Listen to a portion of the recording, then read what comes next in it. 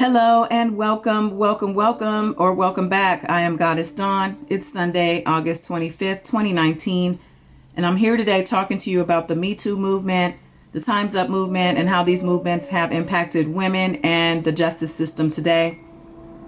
This video is a little more personal than usual. There's a little story time in here too. I've actually worked on this for the past couple weeks editing wise, so thanks in advance for listening through, and let me know what you think in the comments. Let's talk there. Here we go. Like it or not, these movements have and are continuing to make great strides taking down known sexual criminals, specifically Weinstein, Cosby, Epstein, and of course Kelly. But before I get started on that, you should also know that what we're seeing here is that no one is exempt from a takedown. No one. So they're letting us know, they meaning the powers that be, that money and power are no longer protectives when it comes to going to jail, getting your rights taken away. So hopefully everybody's walking a straight line, because this is the beginning of a lot of other things to come. You know, it's just sad that I have to talk to you today about women's rights and why it's important that we protect them and also continue to push them forward. A lot of you know this channel because of the R. Kelly videos, and rightfully so. It has been a topic that I've covered almost solely. Not because I hate R. Kelly, but the patriarchal stronghold, the abuse of power over young girls and women, the mountain of allegations, sexual, criminal allegations that have been ignored for almost 20 years. He's a dream crusher. An example of what a man, especially a black man, should never be. He's cocky, lacks humility and accountability. And the worst of it being that he targeted young black girls and women. Broken, lost, don't have a clue about who they are, let alone who they can become, a danger to his community. He's one of many reasons why the METOO movement and the Time's Up movement are so important, significant when it comes to protection of women and women's rights. The right to not be bullied or harassed at work or otherwise. To not be abused, to not be sexually abused or harassed even. To not be silenced, to not be stopped. They're trying to start counter movements. Hashtag not me. And I think hashtag men too is another one. And maybe it's justified for some who are falsely accused. Yes, it does happen to men and women. So it's okay to have your counter movement for men who are being falsely accused or who want to use a hashtag to protect their name. Look at Justice Jeffrey Johnson, who's fighting for his judgeship to keep his good name against accusations of sexual misconduct from a colleague. I came across Justice Johnson's situation or story while researching these movements. And just a little bit about him. This is from the LA Times. A lawyer for a Los Angeles-based state appeals court justice told a panel of judges Monday that sexual harassment charges against him stemmed from a whisper campaign in court hallways, fueled in part by a female judge who enjoyed being at the center of attention. This is his rebuttal against the charges or the accusations against him. So it goes on. During the first day of formal proceedings against Second District Court of Appeal, Justice Jeffrey H. Johnson, his lawyer suggested Johnson was the victim of malicious gossip and that of some of his accusers, including Justice Victoria Cheney, were not credible. Cheney, who serves on the Second District Court with Johnson, accused him of sexually harassing her for years, grabbing one of her breasts, patting her bottom, and repeatedly asking her to have an affair with him. She and Johnson were appointed by Governor Arnold Schwarzenegger. Cheney is one of nearly 20 women who have told the State Commission on Judicial Performance that Johnson harassed them over the last 2 decades. Johnson has denied the most serious charges, but admitted that he did not have proper boundaries. Okay, so Johnson's fighting for his career life right now.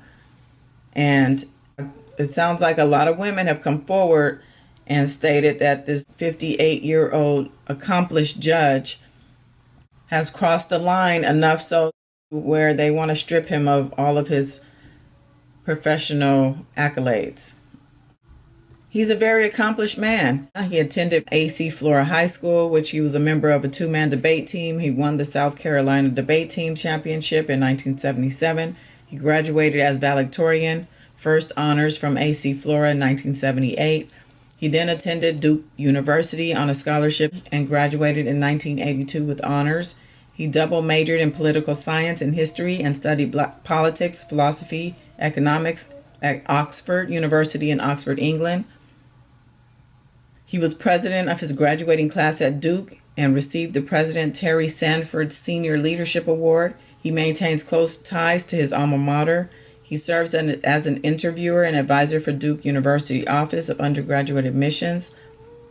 He earned his JD from Yale Law School in 1985. While at Yale, Justice Johnson was a member of the law school's Discipline Policy Committee. And that's just his early life in education.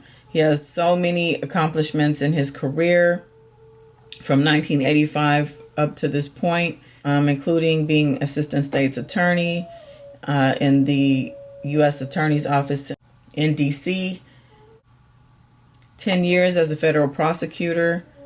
He's received numerous awards and commendations for his work on behalf of the United States. I mean, this man has back-to-back accomplishments, accolades, and high regard. So for now, all of these women to be coming forward against him, is it to say just because he has accomplishments that he is not also someone who is capable of doing these things that they're accusing him of?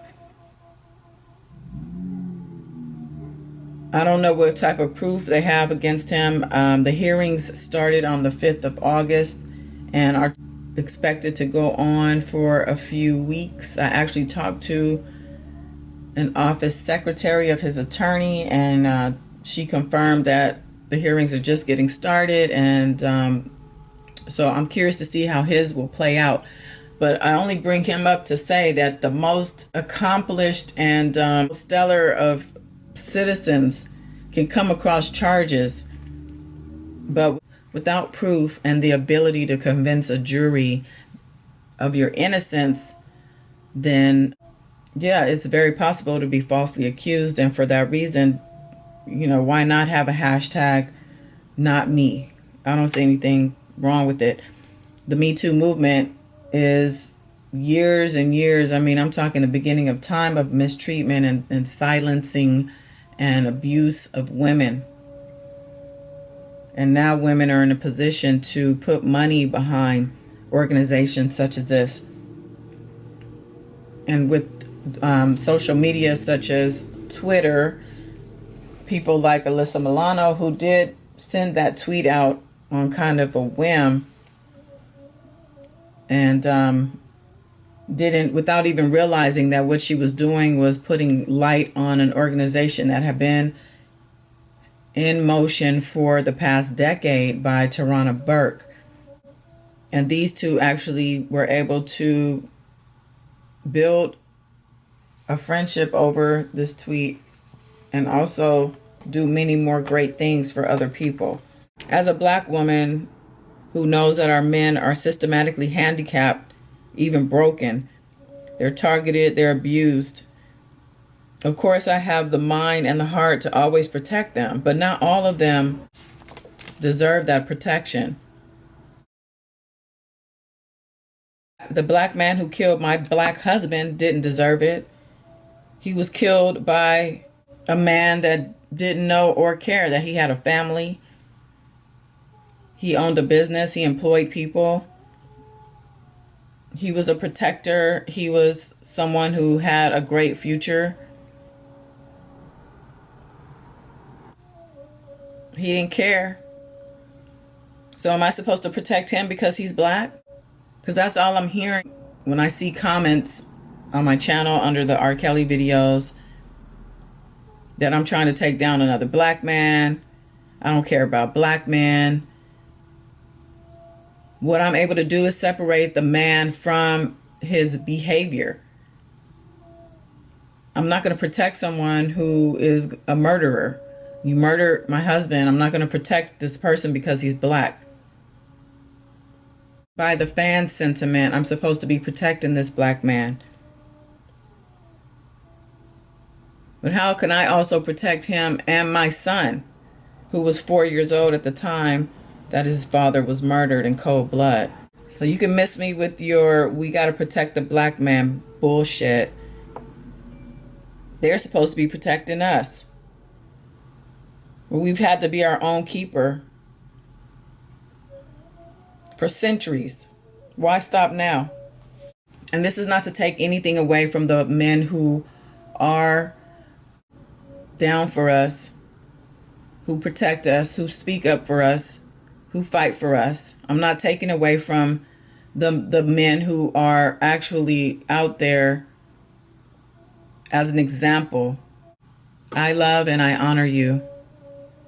And I thank you. There's some good men out there, but this METOO movement and Time's Up movement are doing the work that we've needed since the beginning of time. So Jeffrey Epstein was found hanged in his cell in Manhattan, New York. So what do you think? There are a lot of conspiracies in the air. Some are saying that he was killed before he could expose others who were also complicit. And I'm sure you guys know he was a registered sex offender, first of all, of the highest degree. He'd been one since 2011, and all his little things that he was doing was kept on the low. I didn't really hear about Epstein until most recently, but he was known. A lot of people knew about him, and you know, the certain circles he ran in, he had to buy his way back in, but he was able to do that. He was still living it up when they arrested him. I think the 6th of July or somewhere around there. Others are saying that he's faking his death, which is highly possible. It's very easy to pull off killing someone and faking a death when you have the resources and the connections necessary to get it done. We don't know if any of this stuff is true. Just like with Attorney Greenberg always putting out these articles or these reports about R. Kelly and what his situation is behind bars, we don't know what he's telling us is true. We don't even know if he's even had any contact with R. Kelly. And also, I want to say, just because I'm reporting something, I'm reading a headline, I'm reading a story, doesn't mean that I believe it 100%. Anyway, if R. Kelly still had his money in order, I doubt that he would be in this situation.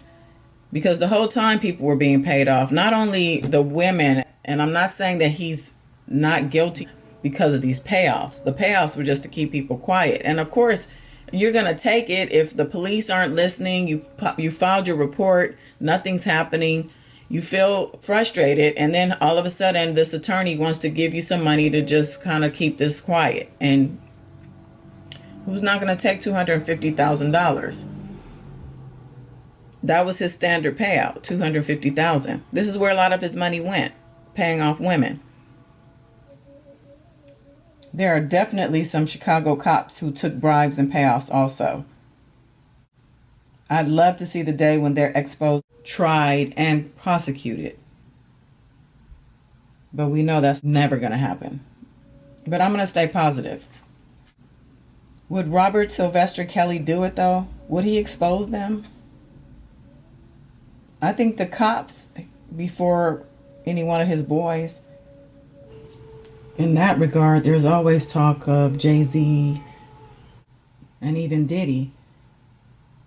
I know a lot of you guys watch Tasha K. She did an expose on Diddy by interviewing this girl, Virginia, who claims that she was Diddy's girlfriend, side girl. She claims she was with him for 5 years while he also dated Cassie, among other people. She even mentioned Lori Harvey having been in the picture at that time, even though she was fronting dating his son. There's been talks of being down low gay for years. When you go on the deep dark web of gossip, you find a lot of things. So I wouldn't be surprised if he and Lori have been just friends the whole time. Diddy was probably trying to push up on her. But that story that Tasha K did, it was like a 3-parter. I mean, it was explosive. The girl talked of abuse and manipulation and pregnancies, abortions, a lot. But whatever happened? I mean, there was no reaction. I'm waiting on like statements and this and that, and there was nothing. But that goes to show you the power and influence that Diddy holds. I don't know if you guys see Gene Deal's videos. He used to be Diddy's bodyguard back in the day when Big was around and everything was popping. He saw some things and he heard some things, and he talks about it on his YouTube channel. And yeah, he's pretty much confirmed a lot of what I've always felt about Diddy, being shady and complicit in a lot of things that, of course, he'll never own up to. And this girl coming out and telling all these things about him, Tasha K, I would think she would try to vet people before she has them on her show. And it was interesting, but it just kind of went away. But Gene Deal talks about the Me Too movement and Diddy and why haven't they gone after him like they have the others. But it goes again to say that money and influence still goes a long way. Even with these organizations in place, I feel like there's still people who get over, such as Brett Kavanaugh. If you all remember the nominations for the Supreme Court justice seat, those seats are for life. And the Supreme Court is the highest court of the land. So to appoint this guy was a big deal. And stories had come out about him, a now doctor herself, and she put herself on the line by testifying against him openly on television for him to still be appointed. And, you know, how safe is she now? All that to say that, you know, there's still a lot of work to do, and it's still not an even playing field when it comes to men versus women in the realm of, you know, the justice system. And also just money and influence in general. So as I've researched this information, I came across this particular article, and it's from time.com. It really breaks down the difference between the Me Too and the Timesup movements. They describe the Me Too movement as a worldwide phenomenon. Searched for on Google in 196 countries in the past year. It says the cultural shift has been palpable. For the first time ever, the world has been put on notice that these once fledgling women's movements were not to be ignored, and people started to listen. So it's just really important to point out that these movements aren't brand new. They've been going on for at least a decade. I know for a fact that the Me Too movement was actually started by a black woman, Tarana Burke, at least 10 years ago. And not until Alyssa Milano, actress, you guys may know her from Charmed, or even, I can't even think of the other shows, but she's been on a couple other shows, and was a child actor. She's been in the game for a minute, and she, I'm sure, has gone through a lot of different experiences that speak to needing movements such as Me Too, which is why she, one night, she said, decided to tweet out a tweet and didn't even really realize the significance or even the connection with the movement that Ms. Burke had started. This article does point out that there's a difference between the Me Too movement and the Time's Up movement. The Me Too movement is about giving people a voice, and they focus on healing and survivorship. They, of course, are responsible for bringing down Harvey Weinstein, who's facing trial starting September. And he is out on $1 million bail right now. But he definitely is going to trial for the accusations against him. And we do know that money talks, and this is why he's free. If R. Kelly had the money, he would be out right now. He may not even be facing these charges. So I hope people have stopped with that. Oh, he's got money, he's smarter than that, and it's overseas, this, that, and the other. I doubt it very much. If he was clocking dollars like he had in the past, he'd be out right now. And I think I said this already, but just to reiterate, don't get that twisted. Money is really at the root of everything here. This movement is described as empowerment through empathy, and the owners believe it's crucial for survivors of sexual abuse to understand that they're not alone.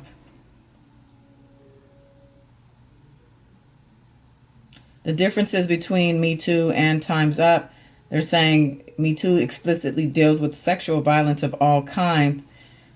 Time's Up is focused more on the workplace equity and creating equal economic opportunities for women and people of color, and combating sexual harassment and assault is just one of the many ways Time's Up's working to end widespread employment disparities. And it's important because in many companies, many sectors of the workplace, from bottom to top, top to bottom, this is happening. Women and men. I won't say that men are not victim to this also. It's just probably not as widespread. And women definitely have been dealing with it from the beginning of time. The LBGTQ and so on community, as well as I would say probably white women in the industry who have a lot of money, who are probably now a little burnt out. They're not as sought after as they once were. And they are remembering things and getting angrier and angrier. And finally, they're like, you know what? We're going to go after these bastards. They're sitting around drinking wine, sharing stories, realizing that the same perpetrators preyed on not only them, but their colleagues also. And now they're friends. They've probably gotten to know each other over the years, showing up to the same auditions, being casted in the same movies, being co-stars at some point, being part of the same organizations. So yeah, they're sharing stories and realizing that these guys have been doing these things to multiple people. And hey, why not spend some of this money that I made off of this industry in order to bring some of these fools down? Why not? So they get together, do what women do, and that's get it done. And with that said, the Me Too movement is like a bowling ball going down the lane, and it's got a wide reach, and it's taking these pins down one by one. Of course, we know Time's Up as the movement who started the Mute R. Kelly campaign and started shutting down his shows in Chicago, and then it spread from there, Atlanta, and so forth, and to the point where he was hurting his pockets. And I think that's the goal. When you can't get somebody legally, then you go for their livelihood. So for him to not be able to perform or be paid for that, it really hurt him, because he's taking care of not only himself, but a fleet of other people. It is, I can't even form the words to say. It is a very powerless feeling, especially when you're young and afraid. Where I've been harassed, sexually harassed in and out of the workplace. I've been in a couple of almost situations, very scary, but because of my intuition and how much I trusted, I was able to get out of those situations without being harmed. However, I do have memories coming out now. Somebody that I used to date. I was at his place. We got into it about him cheating. I found some things there I think somebody wanted me to find. I blew up his spot going off and went to leave. He stopped me from leaving. We argued. Next thing I know, he's choking me to the point where I almost passed out. I don't think I did pass out. I think, I was very close to passing out. And from there, he basically kept me hemmed up and had sex with me. I call that rape. I guess it's called date rape because we were technically dating, but I definitely wasn't for it. He kept me there till morning. I had to become very subservient and docile and quiet in order for him to trust me enough to let me go home. I had to promise I wouldn't go to authorities or anything like that. When he walked me out to my car, the whole neighborhood seemed like they were outside staring at us. It was the most embarrassment that I felt, and I can still feel it just thinking about it.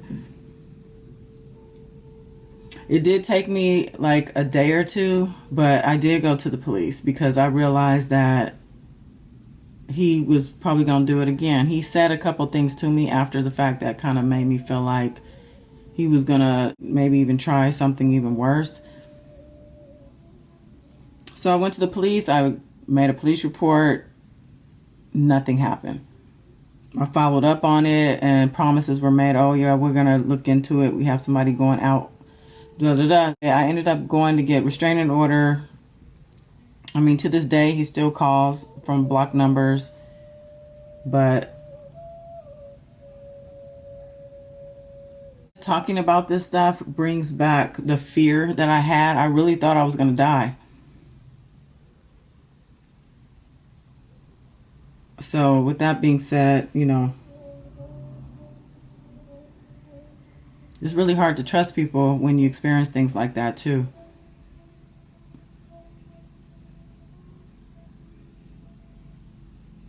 But I just thought I'd put that out there. I think it's only fair that I share my experiences honestly, being that I'm discussing this topic and I'm meaning everything that I'm saying as far as my support for these organizations. And this person was a professional athlete. You know what? Now that I think about it, I had another incident happen. But this was back kind of in the day. I was with a girlfriend of mine. She was seeing a football player. He actually played for, I think I can say it, it's been so many years now, but at the time he played for the Raiders. We went to Magic Johnson's party at his house. He had a birthday party, I think it was. And I went along with them like as a third wheel. Had a great time at the party.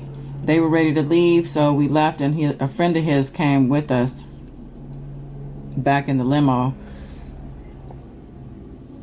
And because I was not interested in his friend, the guy my friend was with, started like going off. And we started arguing. I just wanted to be dropped off. They wanted to do something else, and I wasn't with it. The next thing I knew, fists were flying. I mean, literally, I got a black eye after. I had to defend myself. I had a purse that actually I was seeing somebody at the time, but he wasn't in town, so he had given me an early Christmas present. It was a Christmas event. It was a Christmas party. Now that I think about it, but he had given me this jeweled purse as a Christmas present, and I had to use that purse to fight this guy off. Some of the jewels had fell off. And I had to tell him what happened, and he was so angry, and I just wanted to go away. My friend begged me not to go to the police or say anything, and I didn't. If that was today, a professional football player and everything, it would have been in the news. But, I just don't think in those ways. I just kind of licked my wounds and kept living my life. But the memory comes up sometimes, and I didn't even remember it until I was just talking about the other incident with this other guy who was also a professional athlete, or was at the time. We don't want that for our daughters. It is a very powerless feeling, especially when you're young and afraid to be able to protect yourself. So that's why I'm going to repeat how important movements like these are for that purpose. If I, were in a position to reach out to someone that I knew they were actually effective in this arena and actually opening doors, enabling other females to come through and speak their truth and get justice at the end of the day, if it's possible. If not that, then at least therapy, some type of assistance with getting your life back on track. These types of things that happen to these young girls ruin their lives in a lot of cases. They end up on drugs.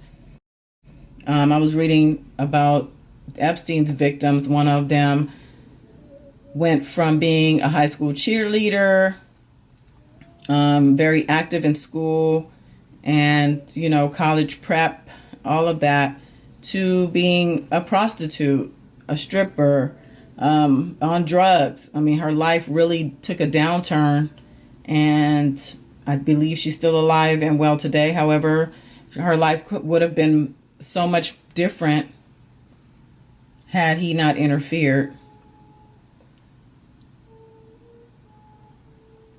She, I think, was recruited by another friend. This is what he would do. He had women recruiting these young girls for him. So once he would get the young girls, they come, quote unquote, give him a massage, pay him some money, and then the massage would turn into sex or some type of a sexual act. And from there, if they didn't want to do it anymore, he'd just encourage them, I'll still pay you, just bring me more girls like you, your same age, anywhere from 12 to 15 years old. He says the younger, the better. How disgusting is that? And I hate to even say that, it's a good thing he's dead, but it probably is the best for him. But women need these type of protections in place. Organizations with the resources and connections to help navigate the victim throughout the process of exposing their assailant. I've heard bloggers cry about defending men, protecting men from false accusations, from being railroaded. But men have always been protected, even black men, especially by black women, to a fault. Because our men have been, demonized in society as thugs and as just less than.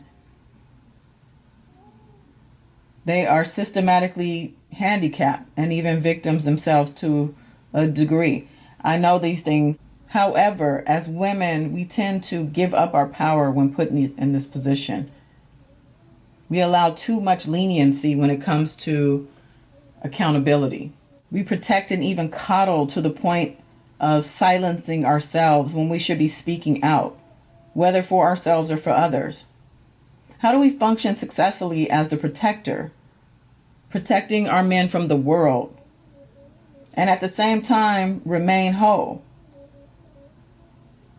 Remember who we are: queens, budding flowers, rushing waterfalls, goddesses.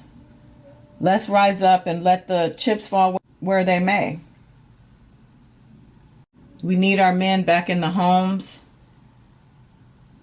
to strengthen our family structures so that our young boys can have the foundation they need from home in order to thrive in this systematically flawed nation that we live in. Epstein's timeline of crimes goes back to the early 2000s.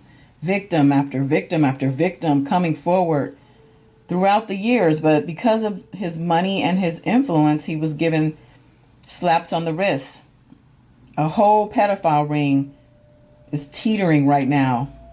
Will it fall and crash, exposing everyone involved? Or will it simply now go away with Epstein being dead?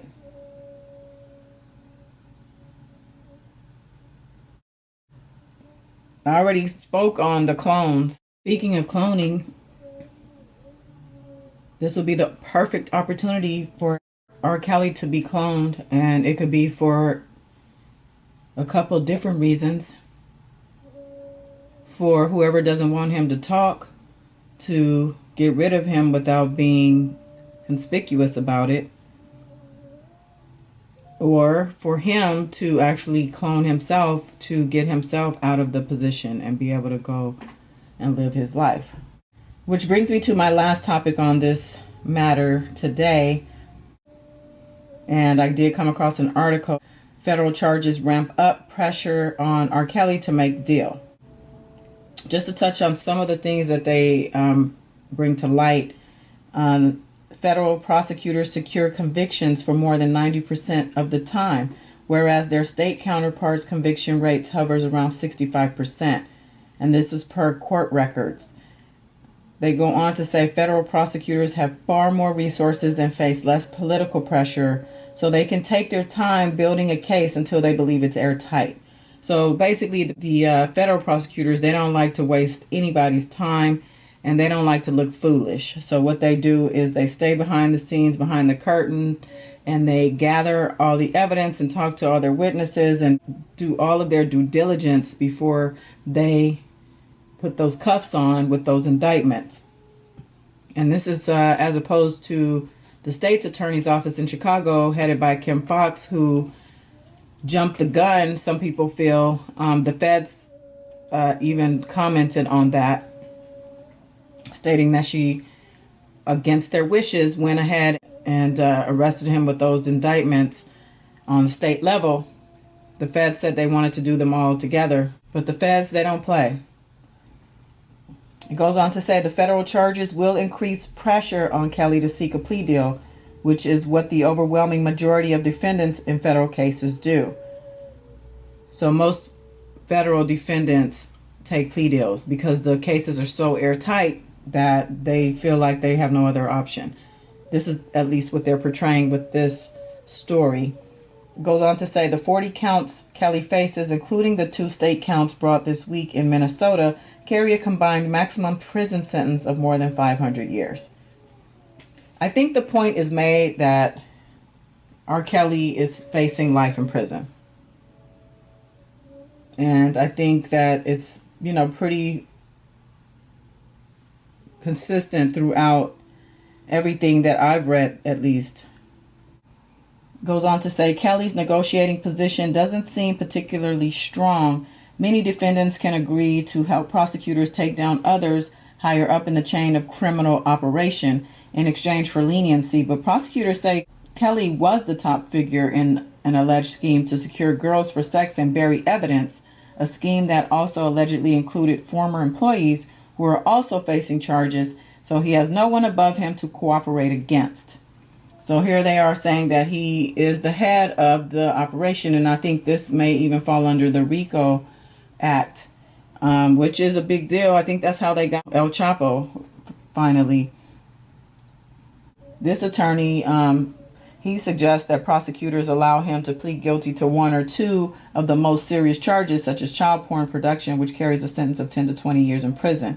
Significantly less prison time than if he was convicted at trial, because of federal judges, when calculating a sentence, can and usually do factor in all the crimes a defendant was accused of, not just those the defendant pleaded guilty to, he said.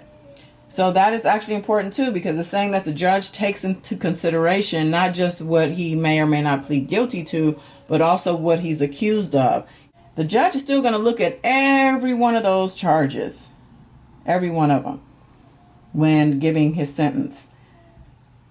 So he's saying even in such a scenario, Kelly is still might be looking at 30 or 40 years in prison. He's saying that amount of time in your 50s means you're leaving prison in a box. If the prison time you're looking at is so high, you may as well go to trial. So As much as people are suggesting that R. Kelly take a plea, this U.S. attorney in Chicago is saying that no plea is going to get him off in enough time for him to actually spend life outside of prison. He's saying that there's so much stacked against him, even just pleading guilty to one charge, 2 charges, could get him enough time, 20 years, and he's already 52. So, you know, if he gets out by the time he's 70, he's saying he's lucky. You know, I know there are a lot of people out there, women, who are not going to connect to this message. But if you got this far, I really appreciate you taking the time to listen.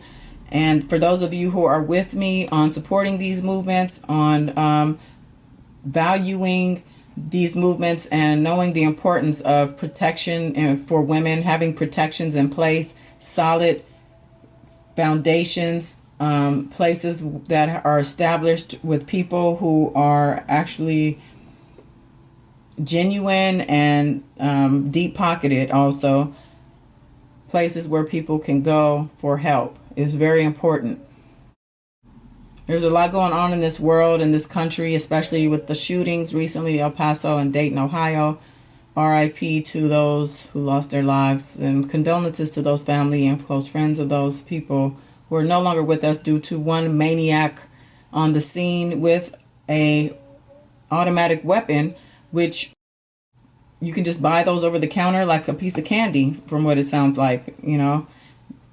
But there definitely needs to be something done about these gun laws. There's just got to be a different way. Because now they're saying, you know, you're not safe at a store or a mall. You're not safe at a concert, a movie theater, a school. The message is out there that we're really not safe anywhere. So I just suggest everybody band together in love. Radiate as much love as possible. Within yourself is where you start, and let it emanate outwardly out into the world. And you're emanating love, and you're open to love, and you're just putting it out there, connecting with others who are doing the same. You know, we can just create a whole bandwidth of love throughout the energy forces that are out in the world on a day-to-day basis. I do have a video on meditation with a focus on love in my archives. Feel free to find it and check it out. But I think that that's the key to it all, is self-love. Self-love is where this all begins and ends.